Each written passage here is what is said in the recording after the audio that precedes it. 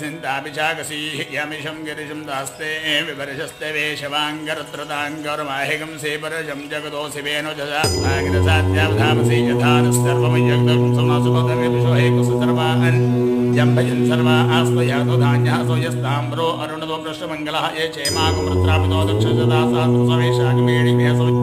नमो हिरण्यवाहवे सेनान्यसान्यपतये नमो नमो वृक्षेभ्यो हरिकेशभ्यः पशूनां पतये नमो नमस्तत्सञ्जराय तुषेमते पराहर हर नमः सोमाय रुद्राय ताम्राय तरुणाय नमः शङ्खाय च वसुमते च मकराय भीमाय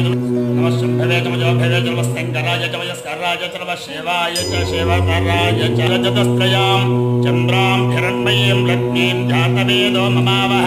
ताम आवह जातवेदो लक्ष्मीं मनवगामनीं यस्यां हिरण्यं बिन्देयं ज्ञामस्तं पुरुषाणहम् अष्टपूर्वां व्रतमध्यां नस्त्यनादप्रबोधनीं